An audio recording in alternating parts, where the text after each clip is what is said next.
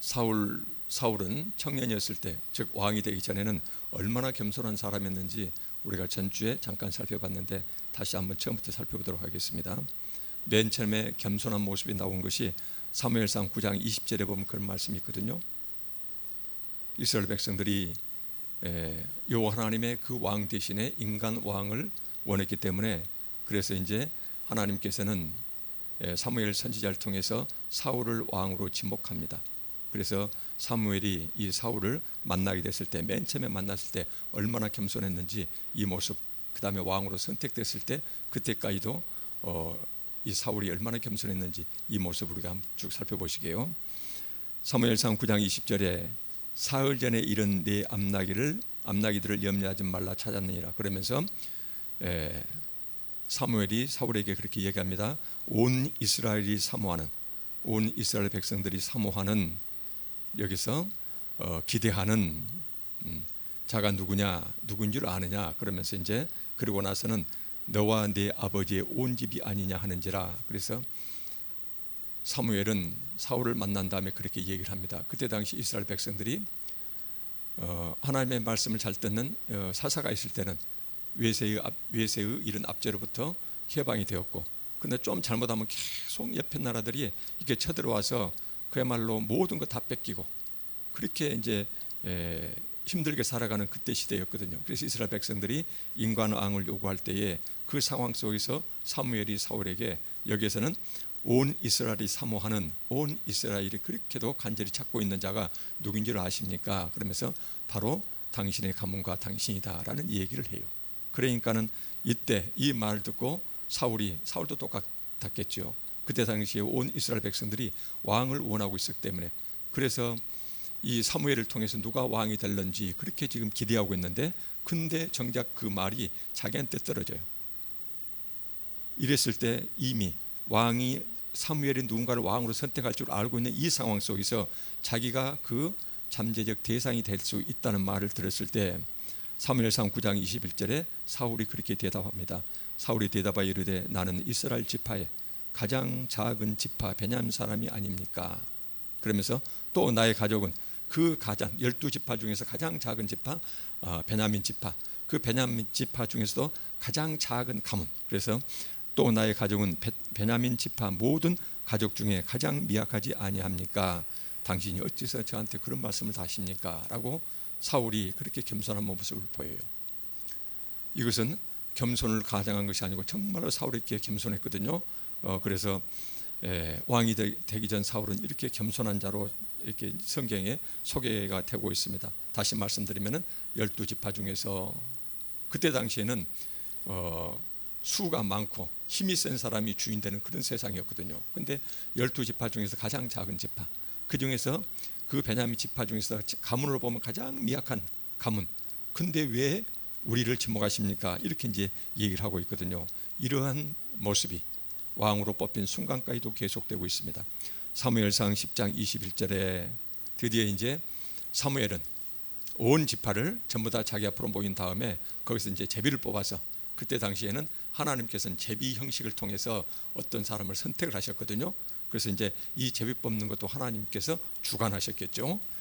10장 21절을 보니까는 베냐민 지파를 이제 쭉 12지파 중에서 베냐민 지파가 뽑혔고, 그래서 베냐민 지파를 그들의 가족별로 가까이 오게 하였더니 마드리 가족이 뽑혔고, 그 다음에 그 중에서 기스의 아들 사울이 뽑혔으나 그를 찾아도 찾지 못한지라. 전주에 봤던 말씀이거든요. 왕으로 뽑았는데 온 이스라엘 백성들을 미스바 모이라게 해가지고 거기서 이 왕을 뽑고 있는데, 거기에서 누가 제비를 뽑혔냐면요, 여기서 보니까는 결국은 베냐민 지파 중에서 마드리 가문, 그 가문 중에서도 기스, 사울의 아버지거든요. 기스가 뽑혔고, 기스 아들 중에서 보니까는 사울이 뽑혔어요.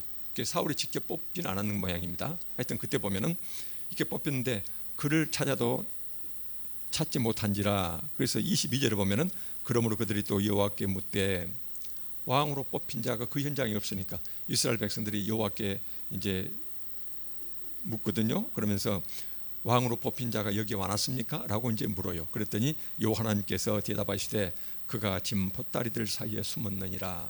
이렇게 말씀하십니다. 하나님은 지금 내려다보고 계시거든요.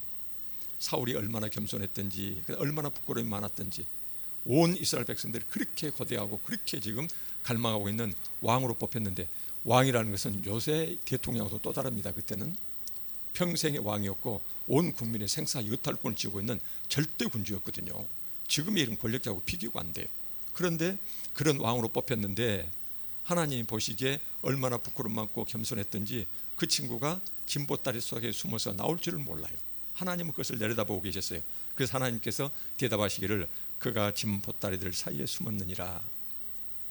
성경은 왜 이런 말씀을 기록했을까요?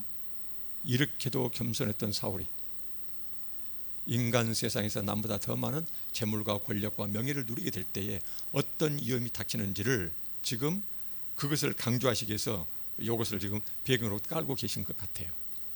그러면서 이제 이 모습을 보고서 사무엘상 10장 27절에 심지어 무슨 일까지 벌이냐면요, 어떤 불량배는 이르되 세상에 한 나라 왕으로 뽑혔는데 자기들이 계속 전쟁에서 다른 이방 민족한테 지고 있거든요. 근데 그 이방 민족은 왕들이 앞서 나와서 싸움을 거는데 그 왕이 명령이면은 모든 백성들이 목숨을 걸고 전장에서 막 용감히 싸워요. 왕의 명령이면 모든 사람이 죽고 살고 할 정도예요. 그런데 왕으로 뽑힌 사람이 진보다리 사이에 숨어서 나올 줄 몰라요. 이것을 보고서 10장 27절에 어떤 불량배는 이르되 이 사람이 어떻게 우리를 구원하겠느냐 하고 멸시하며 왕에게 바치는 선물도 예물을 바치지 아니하였으나, 그러한 바로 눈앞에서 이런 수모를 당하고도 사울이 어째서요? 그는 잠잠하였더라. 아무런 말을 할 줄은 몰랐어요. 왕으로 뽑힌, 지금은 왕으로 뽑혔거든요.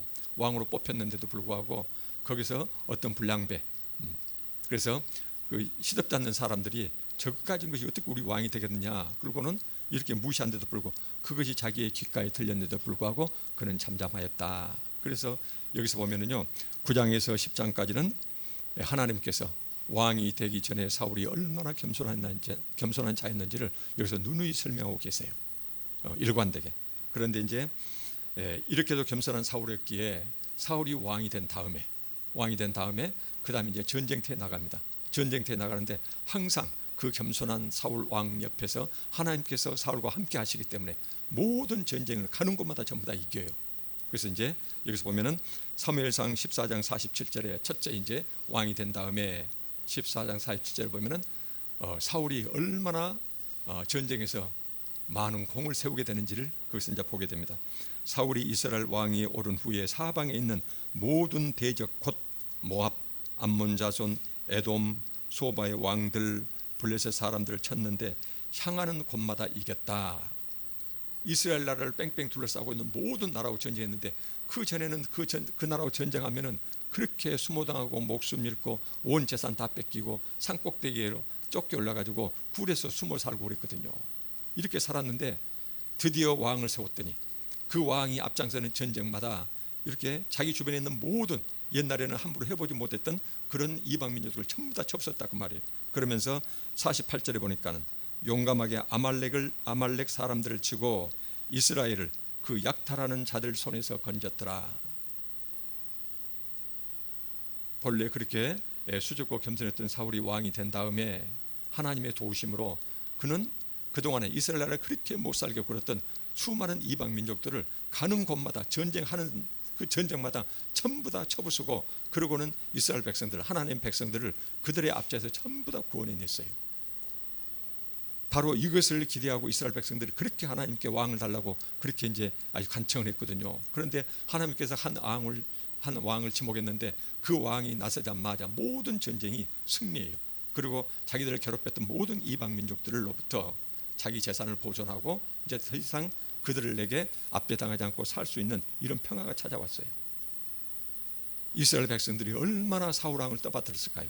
그 오랫동안 보면은 이제 지금 이제 사무엘 같은 경우는 최후의 사사라고 합니다. 그래서 지금은 사울이 왕이 되기 직전까지가 사사 시대인데 그 사사 시대를 역사적으로 보면은 200년에서 한 300년을 보고 있습니다.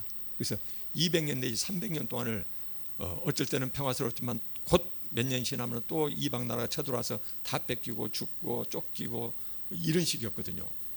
300년 동안은 그렇게 위험 속에서 그렇게 위험하게 살아왔는데 사울 왕이 된 다음에 그 모든 전쟁을 전부 다 이겨냈어요. 그러고는 이제 이방 나라 눈치 볼 필요 없이 모든 것을 자기 재산 떵떵거리면서 그러면서 이제 위협 없이 평화롭게 살 수가 됐습니다. 그 오랫동안 고생했던 이스라엘 백성들이 얼마나 사울 왕을 떠받들고 열광했겠느냐고요. 그게 이것이 이제 배경이 나오거든요. 이제 초기에 그렇게 겸손했던 사울 왕은 온 이스라엘의 영웅이 되었습니다. 그래서 한때는 불량배들이 자기를 목전에서 왕이 됐는데도 불구하고 자기를 조롱했는데 지금은 어때요? 왕의 권력도 한없이 높아지고 아주 탄탄해졌거든요. 탄탄해졌어요. 그리고 이렇게 영웅이 되고 왕의 권력이 이렇게 높아지니까 그 다음에 이제 사울 왕에게 서서히 나타나는 변화되는 모습이 있습니다. 바로 그것이 바로 뭐냐면은 사무엘상 15장에 보면은 아말렉과의 전쟁이거든요. 특별히 아말렉 전쟁은 이방 민족이 쳐들어와서 하는 전쟁이 아니었고 여호와 하나님의 성전이었어요. 아말렉이 이스라엘 백성들이 가나안 땅에 들어올 때 중간에 많이 괴롭혔거든요. 그것을 기억하신 하나님이 이스라엘 사울 왕에게 뭐라고 얘기했냐면은 그동안에 이스라엘 백성들을 그 괴롭혔던 아말렉을 그대로 두지 말고, 그래서 사무엘상 15장 3절에 이런 말씀을 하세요. 지금 가서 아말렉을 쳐서 그들의 모든 소유를 남기지 말고 진멸하되 남녀 소아와 젖먹는 아이와 우양 낙타 나귀를 죽이라 하셨나이다 하고 사무엘이 사울 왕에게 여호와 하나님의 명령을 전합니다. 그래서 이 전쟁은 하나님께서 정하신 전쟁이었고, 그래서 이것은 여호와 하나님의 전쟁, 성전이었어요. 그래서 하나님이 하시는 이 전쟁을 사울 왕이 하나님을 대리해서 나가는 이런 전쟁이거든요. 그런데 15장 9절에 보면 이런 말씀이 나옵니다. 드디어 이제 그 전쟁은 간단하게 이겨요. 여호와 하나님께서 앞장서서 싸우는 전쟁이기 때문에 뭐 말할 필요도 없었거든요. 그런데 15장 9절 한번 봐볼까요? 그 전쟁을 이기고 나서 사울과 백성이 아각은 아말렉 왕입니다. 아각과 그의 양과 소의 가장 좋은 것 또는 기름진 것과 어린 양과 모든 좋은 것을 남기고 진멸하기를 즐겨 아니하고 가치 없고 하찮은 것들은 진멸하였다. 여기서 하나님께서는 분명히 또박또박 말씀하셨거든요. 인간의 명령이 아니었거든요. 여기서는 하나님께서 반드시 거기서는 남녀노소 모든 가축대까지 한 명도 남기지 말고 한 마리도 남기지 말고 전부 다 진멸하라, 남기지 말고 전부 죽이라는 이런 말씀이었거든요.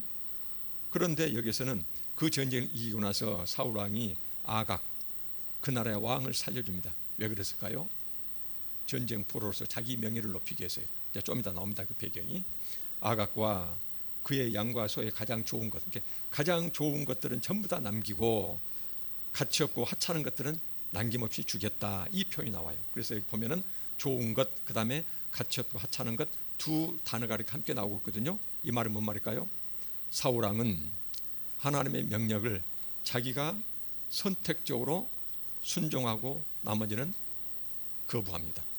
하나님의 명령을 자기가 선택해서 어떻게 선택합니까? 자기한테 이득이 되는 좋은 것들은 하나님, 비록 하나님 명령이라 하더라도 그 명령을 어기고 자기 욕심을 챙겨요. 그 대신에 아주 하찮은 것, 자기한테 아무런 가치가 없는 것은 그것은 하나님 명령대로 그걸 전부 다 죽여요. 이와 같이 사울이 재물 욕망에 빠져가지고 아말렉이라는 그 강대국에서 얻은 좋은 것들은 전부 다 남겨서 자기 부하들과 자기가 갖고 그 다음에 하찮은 것만 죽였다. 그래서 하나님께서 하나님의 성전에서 하나님의 그 전쟁에서 하나님이 명령하셨던 그 명령을 어기고 자기한테 이득되는 것은 하나님의 명령을 거부했다는 것을 성경에서 지금 기록하고 있습니다. 이 재물 욕망이 그 다음에 어떤 욕망으로 이어지냐면요, 명예욕으로 이제 이어집니다. 권력을 쥐고 자기가 권력을 쥐고 백성들로부터 이렇게 추앙을 받으니까, 그러니까 그 다음에 나타나는 것은 여호와 하나님의 명령을, 한때 그렇게도 겸손했던 사울이 그 다음에 이제 자기 명예를 위해서 아무것도 눈에 보이지 않는 이런 모습을 성경에서 기록하고 있어요. 사무엘상 15장 12절에 그 말씀이 나오거든요.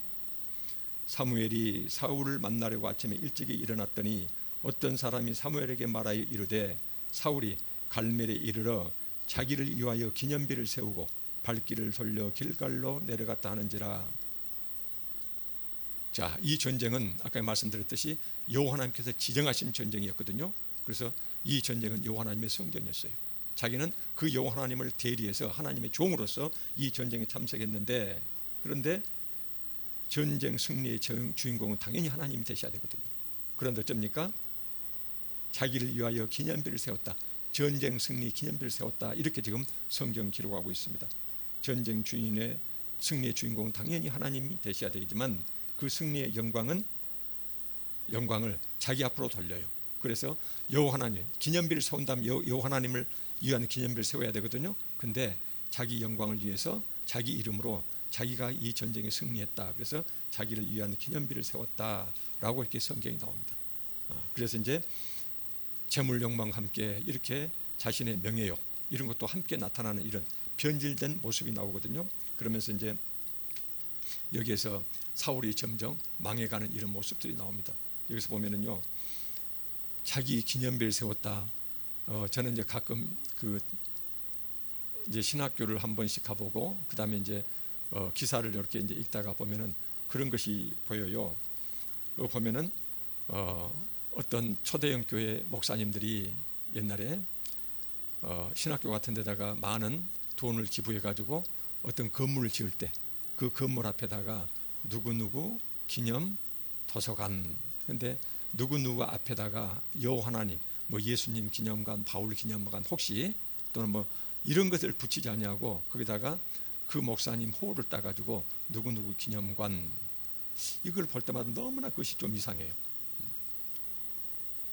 서울의 어떤 초대형 교회 목사님은요, 평양에다가 어린이 심장병원을 세웠거든요. 근데 그 어린이 심장병원 그 앞에다가 자기 이름을 해가지고 조 누구누구 심장병원 이렇게 이제 세웠더라고요. 나중에 보면은 생명과 나눔 무슨 자선단체가 서울에 굉장히 큰 자선단체가 있는데 그것을 그 이름을 버려버리고 자기 이름 딱 넣어가지고 자기 이름에서 누구누구 자선 무슨 이렇게 갖고는 그 조직을 만들고 그래요. 재단을. 그걸 볼 때마다 참 저것은 세상 사람들이 하기가 힘들거든요. 그런 경우는. 그래서 그런 거 볼 때마다 정말로 너무나 그 이상했어요. 근데 여기서 보면은 사울이 다 그 모양이거든요. 전쟁에서 승리한 다음에 자기 이름을 내기 위해서 자기 이름으로 기념관을 세웠다. 이거 나오는데 이런 것을 보면서 저는 모르겠습니다. 워낙 유명한 목사님들이고 뭐 초대형교를 읽었기 때문에 모르겠지만은 여기서 보면은 사울이 철저히 하나님 앞에서 파괴되어가는 그 아름다운 초기의 아름다운 겸손이 파괴되어가는 이런 모습이 성경에 이렇게 나와 있는데도 불구하고 이것은 굉장히 중요한 이 말하자면 지적이거든요. 자기를 위하여 기념비를 세우고 왜 성경에서 또박또박 그렇게 했을까요? 여호와 하나님의 성전, 당연히 여호와 하나님을 기념하는 기념비가 돼야 되지 거기다가 자기 이름의 기념비를 세웠다. 이것은 굉장히 노골적이고 적나라한 이런 그 성경에서 잘못된 것을 지금 지적하고 있거든요. 이런 것이 성경에 나왔는데도 불구하고 어떻게 건물에다가 그 개인 재산도 아니고 한 교회에서 헌금으로 모아진 그 기금을 가지고 건물을 세웠는데 거기다가 본인 이름을 거기다 넣을 수가 있을까? 살아생전에 지었던 건물들이거든 다. 그래서 이제 너무나 이상해요. 우리가 정말로 조심할 것이 있거든요. 신명기 32장 15절에 이런 말씀이 있어요. 내가 살찌고 비대하고 윤택하매, 세상에서 물질적으로 육체적으로 세상 것으로 네가 정말로 잘 됐을 때를 내가 살찌고 비대하고 윤택하매, 그래서 삼중어법으로 지금 강조하고 있어요. 그때 자기를 지으신 하나님을 버리고 그 전에는 하나님을 안고 살았던 사람이에요. 버렸다는 말은 안고 살았단 말이거든요. 그래서 내가 잘 되고 또 잘 되고 잘 됐더니 자기를 지으신 하나님을 버리고 자기를 구원하신 반석을 업신여겼도다, 함부로 대한다, 이런 표현이 나와요.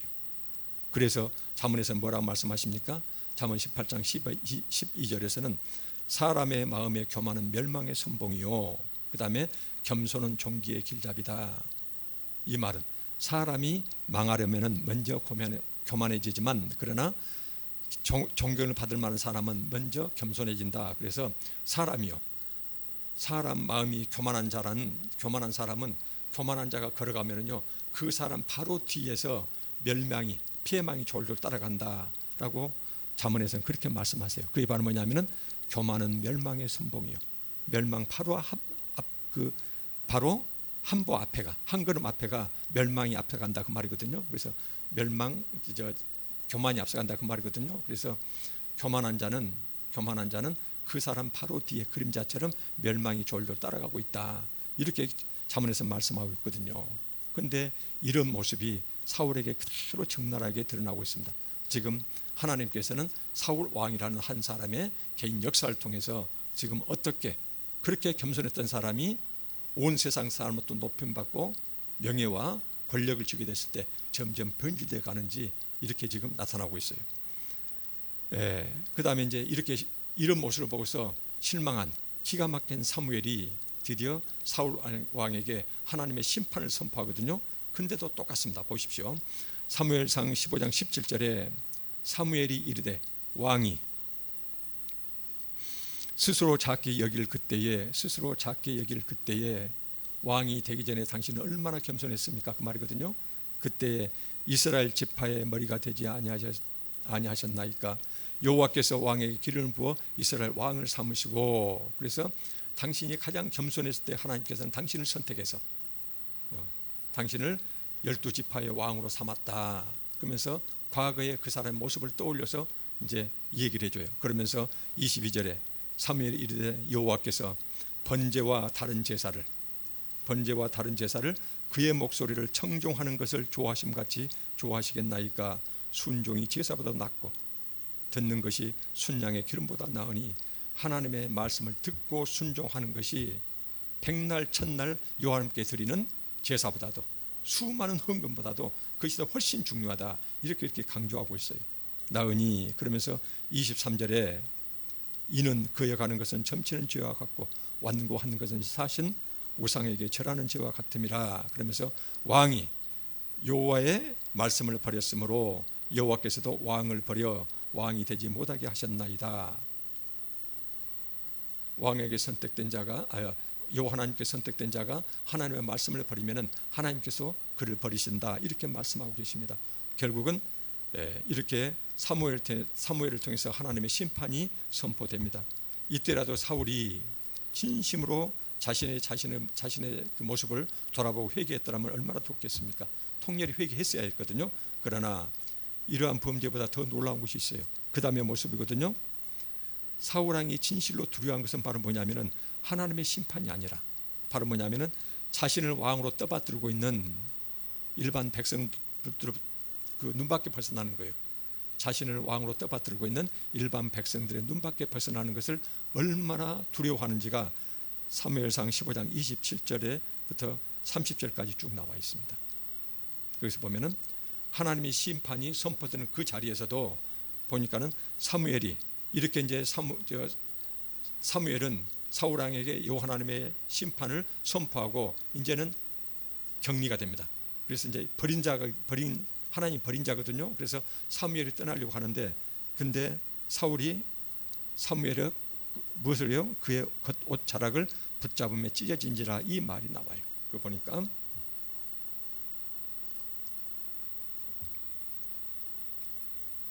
사무엘이 자기를 떠나려고 하자 사울 왕이 사무엘의 옷자락을 쥐고 찢어질 정도로 쥐고 지금 매달리고 있거든요. 왜 그랬을까요? 그때 당시에 하나님께 회개하는 제사는 제사장을 통해서 드릴 수밖에 없었거든요. 그래서 우리가 이걸 보면은 이 사무엘을 붙잡고 늘어지는 것이 내가 정말로 잘못했습니다. 다윗 왕이 그 밧세바하고 간음 사건 났을 때, 그랬을 때 그렇게 간절히 하나님께 회개했듯이 회개하는 차원에서 제사장의 옷을 이렇게 붙잡고 찢어질 정도로 붙잡으면 얼마나 아름답겠습니까? 그런데 여기서 보면은 왜 그 옷자락을 찢어질 정도로 붙잡고 늘어지는 간이 회개하기 위한 것이 아니었어요. 바로 뭐냐면은 그 뒤에 보면은 자신의 영달, 자신의 영광, 그것을 놓치기가 싫어서 이제 제사장을 수단으로 이용합니다. 여호와 하나님을 수단으로 이용하는 그 모습이 나와요. 30절에 보니까는 사울이 이르되 내가 범죄하였을지라도 이제 청하옵나니, 자, 제가 그렇게 범죄했습니다. 좋습니다. 그 말이거든요. 내 백성의 장로들 앞과 이스라엘 앞에서 나를 높이사, 누구를 높여요? 자기 자신을 높여달라는 것이에요. 나와 함께 돌아가서 내가 당신의 하나님 여호와께 경배하게 하소서. 그때 당시에 여호와 하나님께 경배드리는 것은 반드시 제사장이 함께 해줘야 되거든요. 제사를 드리는 것은 드리는데, 여기서 보니까는 당신이 떠나가면은 여호와 하나님 앞에서 전쟁 승리에 이 제사를 드려야 되거든요. 전쟁 승리에 제사를 드려야 되는데 사무엘이 떠나면은 그거 드릴 수가 없어요. 그러면 온 백성이 이 전쟁 승리를 지금 그렇게 열광하면서 자기를 기다리고 있어요. 근데 왕의 대리자 사무엘이 자기 곁에 없다는 것은 그때 당시에는 그것도 하나님께 버림받았다는 것이 되거든요. 그러니까는 백성들 눈맞게 날까 봐서, 그러니까는 지금 사무엘을 붙잡고 늘어진 것이요. 그게 바로 뭐예요? 백성 장로들 앞과 이스라엘 온 백성들 앞에서 나를 높이사. 그래서 나를 높이사. 근데 어디 현장에서 높이는 겁니까? 여호와 하나님께 제사드리는 그 현장에서 자기를 높이겠다는 것이에요. 그래서 보면은 지나칠 정도로 노골적으로 성경이 기록하고 있지만, 하나님께서는 지금 사울 왕의 본심을 낱낱이 성경에 그대로 노골적으로 이렇게 해서 밝혀놓고 있습니다. 사울 왕은 사무엘을 통해서 자기 자신이 생사하고의 주관자이신 하나님께로부터 자기가 버림받았다는 그 최후 심판을 듣고도 백성들 앞에서 오직 자기 체면, 자기 영광, 이것을 높이기 위해서 우선 당장 그것이 두려워서 그렇게 지금 사무엘을 옷이 찢어질 정도로 붙잡고 늘어지고 있다, 이렇게 성경은 지금 고발하고 있거든요. 그래서 백성들 앞에서 나와 함께 가서 내 체면을 세워주십시오, 왕으로서 체면을 세워주십시오, 이렇게 지금 하고 있습니다. 그래서 이것을 보고 있으면요, 여기에서는 우리가 너무나 지나치게 노골적으로 나온 것 같지만은 어쩌면은 우리도 그런 경우가 너무나 많지 않을까, 그런 생각이 들어요. 우리 자신도 모르거든요. 사울왕도 지금 이것이 얼마나 하나님 앞에서 심판받을, 혹독한 심판받을 잘못된 것인지를 제대로 깨닫지 못하니까는 지금 이미 어때요? 권력에 중독되고 명예에 중독되고 재물에 중독돼 가지고, 그래서 하나님과 자기 사이에 많은 장애물이 있어요. 이렇게 여호와 하나님을 제대로 보지를 못하고 여호와 하나님께로부터 자기한테 닥칠 그 위험한 심판 자체를 제대로 지금 깨닫지를 못하고 있는 것이에요. 여기서 보면 이제 그 다음부터 나타나는 또 모습이 있어요. 이렇게 한번 자기의 권력과 재물과 명예에 사로잡힌 자가, 중독된 자가, 하나님을 떠난 자가 그 다음에 어떻게 되는지, 겉모습은 계속 여호와 신앙에 머물고 있지만은 어떻게 변질되는지가 사무엘상 16장 13절에 또 나옵니다. 이제 더 과감한 것들이 보면은 이렇게 한번 세상 재물, 세상 것에 이렇게 현혹된 자는 그 다음부터 어떻게 해요? 자기가 누리고 있는 재물과 권력과 이런 영달, 이런 것에 방해가 되는 것이면은 그것이 누가 됐든지 자기의 원수로 삼아요. 이제 이런 모습이 여기 나와요. 16장 13절에 보니까는 사무엘이 기름 뿔병을 가져다가 그의 형제 중에서 그에게 부었더니 이날 이후로 이제 사무엘이 하나님의 명령에 따라서 또 다른 왕을 세우거든요. 다윗에게 기름을 부어서 왕으로 세우는 이 장면이 16장 13절입니다. 그의 형제 중에서 그에게 부었더니, 다윗에게 부었더니 이날 이후로 다윗이 여호와의 영에게 크게 감동되니라. 그래서 보니까는 자, 사무엘이 다윗에게 기름을 붓고 왕으로 세웠더니 하나님의 성령이 다윗에게 충만히 임재했다, 이렇게 나오고 있습니다. 그 다음에 14절은 어떻게 나옵니까? 여호와의 영이 사울에게서 떠나고, 그래서 사울에게서 하나님의 성령이 떠나서 다윗에게로 이렇게 건너간 것처럼 이렇게 표현하고 있습니다. 떠나고 여호와께서 부리시는 악령이 그를 번나게 한지라. 여기서 여호와께서 부리시는 악령, 이것은 하나님의 성령이 떠난 자는 우리는 누군가의 종이 될 수밖에 없거든요. 그래서 하나님의 종이 되든지 아니면 세상 마귀의 종이 되든지 둘 중 하나밖에 없어요. 그래서 성령이 떠난 자는 세상 마귀가 그 사람의 주인으로 한다. 그래서 여기서는 여호와께서 부르신다, 이 표현은 하나님께서 내버려 두셨다는 것이겠죠. 하나님께 내버려 두셨더니, 그랬더니 사울에게 악령이 찾아들었다. 그래서 그를 계속 번뇌하겠다, 이 말씀이 나옵니다. 그 다음에 사무엘상 18장 28절에 보면은요, 28장에 보면은 여호와께서 다윗과 함께 계심을 사울이 보고 알았고, 자, 중요한 것은 뭐냐면은 사울이 자기가 끊임없이 번뇌하면서, 쉽게 말하면은 이 불안과 이 말하자면은 정신 장난 같은 이런 마음의 병을 계속 앓고 있어요. 그러고 있는데 자기 눈에 어떻게 보여요? 자기 옆에서 하프를 타고 있는, 또는 자기 군대 장관이 된 이 다윗이 여호와께서 그 사람과 함께 있는 것을 자기가 보고 알았다는 것이에요. 보고 알았다. 그 다음에 사울의 딸 미갈도 그를 사랑함으로 29절에 보니까는 사울이 다윗을 더욱더 두려워하여 뭐냐면 평생에 다윗의 대적이 되었다. 사울 왕이 다윗의 평생 대적이 되었다. 이 표현은 어떤 표현이 될까요? 지금 다윗은 간단한 사람이 아니거든요. 그 다윗에게 자기에서 떠난 여호와 하나님의 성령이 그 사람과 함께 계심을 자기는 이미 보고 알았다는 것이에요. 그래서 하나님과 함께하는 그 사람이 자기 왕의 자리, 그 다음에 자기의 권력과 명예와 이런 모든 것을 위협으로 받아들이니까는 비록 여호와 하나님이 그 사람과 함께 계시는 것을 알고 있으면서도 평생에 그 사람하고 원수처럼 지냈다는 것이거든요. 그래서 이 말은 뭔 말일까요? 하나님에 대한 두려움이 없어요. 이렇게 한번 세상의 재물과 권력과 이런 세상의 명예에 중독된 자는 자기한테 닥칠 그런 것을 제대로 실감하지 못하고 오히려 그것이 위협만 되면은, 그러면은 하나님이 됐든 누가 됐든 전부 다 대적하고 완전히 사탄의 종이 되어서 사탄이 미끼로 던져놓은 재물과 이런 탐욕의 노예가 돼가지고 눈에 보인 것이 없다는 것이에요. 이렇게 사울 왕이 철저히 깨져가는 모습을 성경에서는 기록하고 있습니다. 다시 한번 말씀드리면은 성경에서는 조목조목 아주 사울이 왕이 되기 전에 초창기에 사무엘을 만났을 때 그 얼마나 순진했던지, 그 다음에 왕이 돼서도 짐 사이에 숨어서 나오지 못할 정도로 그렇게 겸손했던 자가 왕이 돼서 하나님께서 도우시는 전쟁이기 때문에 가는 곳마다 전쟁을 이겼더니 온 백성이 자기를 떠받들어요. 그 다음부터 이제 권력, 왕으로서 권력, 그 다음에 아까 말씀드렸던 이런 전쟁에서 얻은 이런 재물 같은 거 있잖아요. 여호와 하나님 명령도 뭣도 없어요. 자기 곳간 채우기 위해서 정신이 없어요. 그래서 재물, 그 다음에 자기를 위하여 자기 이름 내려고 기념비를 세우고, 그래서 오로지 자기만 계속 높여가고 있어요. 이 모습을 지금 성경은 우리한테 기록해 주고 있습니다. 우리가 정말로 조심하고 또 조심할 것은 네가 살찌고 비대하고 윤택하며 이 세상에서 보통 사람보다 훨씬 잘 되니까, 그러니까 네가 자기를 지으신 하나님을 버리고 그 여호와 하나님을 함부로 업신여긴다. 이 성경 말씀이 얼마나 진리의 말씀인지를 지금 사울 왕의 일생을 통해서 성경은 우리한테 지금 말씀해 주고 있습니다. 지금까지 했던 것을 이 말씀은 우리 성경이 우리한테 무엇을 말씀해 주고 계시냐면요, 세상에서든지 아니면은 교회를 세우는 일에서든지 우리가 성공하고 그 다음에 남이 우러러보고 세상이 칭송할 만큼 크고 화려하게 성공했을 때, 그때 말로 우리가 정말로 조심하고 또 조심해야 된다. 그래서 늘 하나님 눈으로 자기 자신을 바라보면서 혹시라도 내가 사울왕처럼 나도 모르는 사이에 내가 권력에 중독되고 재물에 이런 탐욕의 노예가 돼가지고 그래서 자신을 높이고 재물을 탐하는 자로 변질되고 있지는 않는지 늘 자신을 살펴봐야 된다는 것이거든요. 우리가 평범하게 살아갈 때는 괜찮지만은 항상 평범 이상으로 온 세상 사람들의 눈에 띌 정도로 그렇게 유명한 사람이 되고 이랬을 때는 늘 자신을 돌아봐야 된다. 이렇게 성경 우리한테 말씀해 주고 있어요.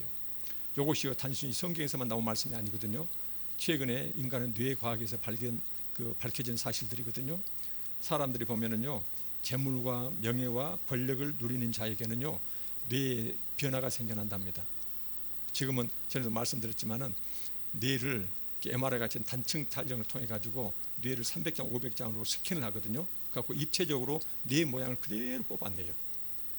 병원에 가면은요, 뽑아내 가지고 우리 지식을 담고 있는 해마 크기도 전부 그 사람들은 전부 다 보고 웃고 막 이럴 정도예요. 이럴 정도 뇌과학이 발달했는데, 최근에 뇌과학에서 이 발견되는 것들이 바로 뭐냐면은 인간이 평범했던 사람이 그렇게 공감 능력도 있고 사람하고 친밀하고 그렇게 다른 사람의 고통을 보면은 이렇게 슬퍼하고, 그 다음에 다른 사람이 이렇게 힘들어하면 옆에서 막 이렇게, 그런 사람도 이상하니 재물을 쥐고 명예와 권력을 누리게 되면은 뇌 부위에서 변화가 나타나는데 뇌 부위에 손상이 나타난다는 것이에요.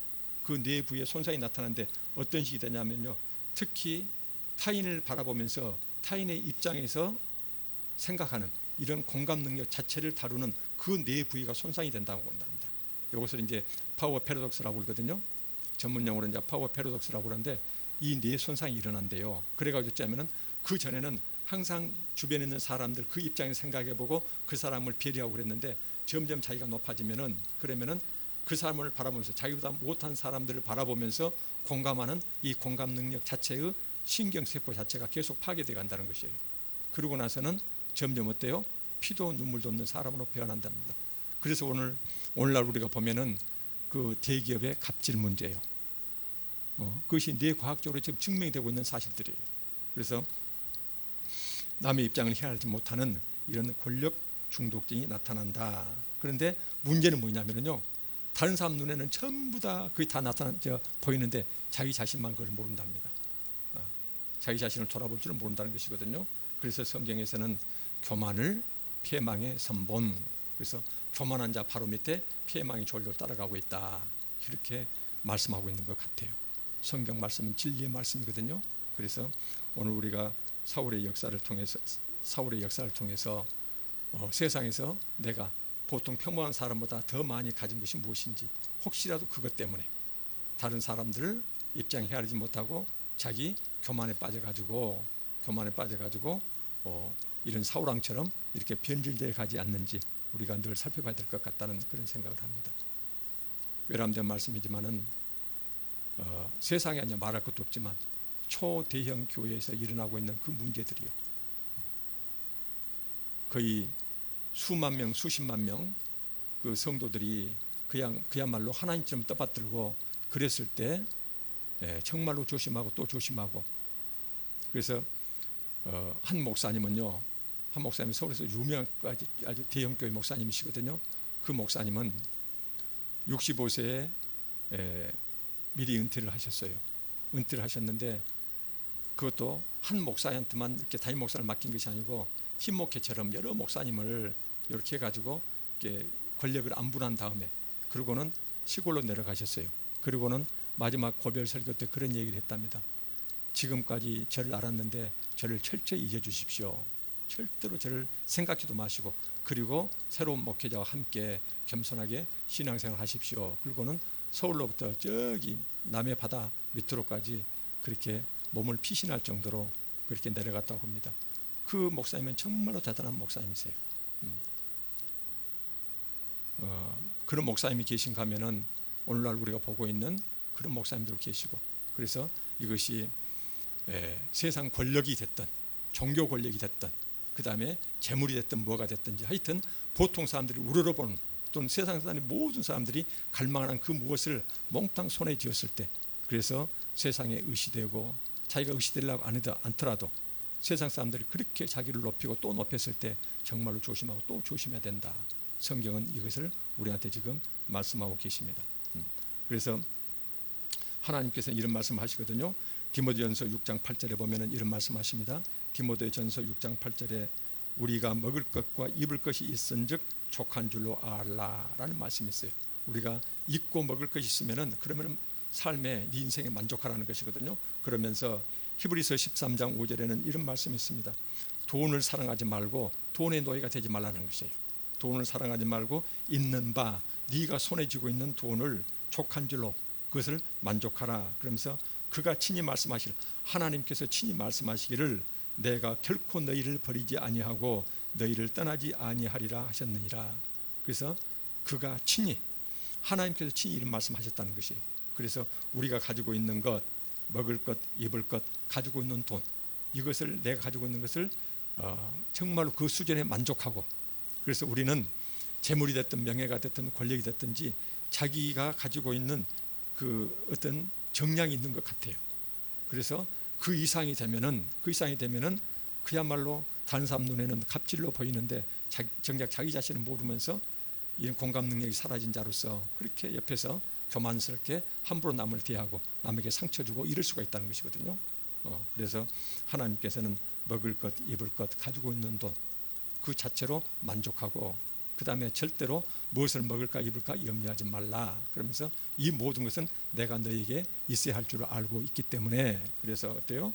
결코 너희를 버리지 아니하고 너희를 떠나지 아니하고 먹고 마시고 입는 것은 하나님께서 책임져 주시겠다라고 이렇게 말씀하세요. 그래서 우리가 살아가면서 자본주의 사회이기 때문에요, 아무래도 돈이 있을수록 좋죠.